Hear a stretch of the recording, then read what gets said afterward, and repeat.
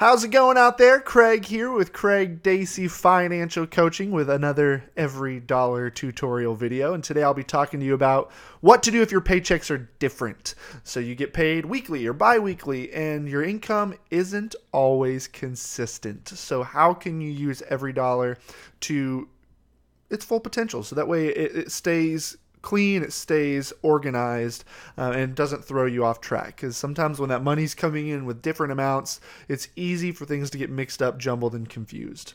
Now, before I jump in, I do want to let you know there is a free download for you guys. It's called the Financial Freedom Roadmap. It's a step-by-step guide out of the paycheck to paycheck cycle. Literally a checklist that says, here's your next step in order to create budgets, get out of debt, build some savings. It breaks it down into the most simple way possible, and it's completely free. So just click on the link in the description and have that emailed directly to your inbox. And yeah, it's fantastic. I think you'll love it.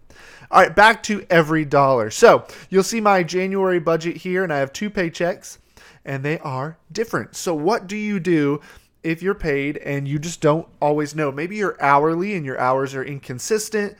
Maybe you're paid commissions, things like that. Maybe you're putting in overtime at work, and so the amount of overtime you're doing is inconsistent. So what I do, number one, is budget on the lowest number possible. So January 1st, I may not know what my paychecks are going to be yet. Maybe a lot of times you don't know till the week of. So I'm going to go on the lowest number possible.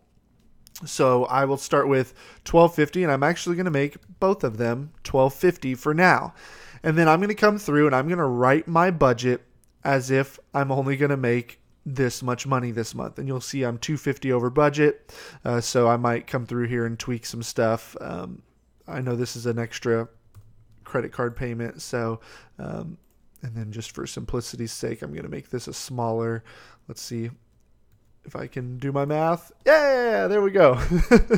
So car payments $243. So now it's an EveryDollar budget. This is just for an example. You can't really go in and lower your car payment. I wish it was that easy. So I came in, I budgeted everything on my lowest possible outcome. Okay.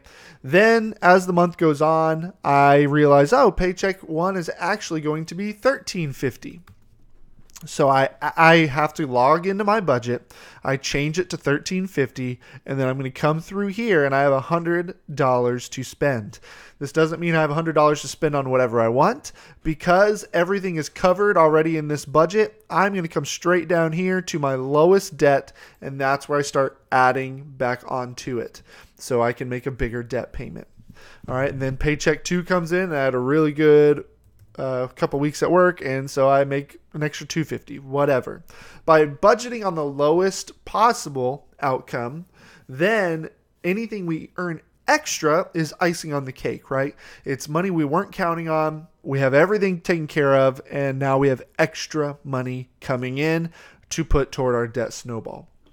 Now, I know a lot of you are thinking, what if my lowest possible outcome is not enough to cover the bills? So what if it really looks like this, or that car payment actually was $400 and I can't change it, right?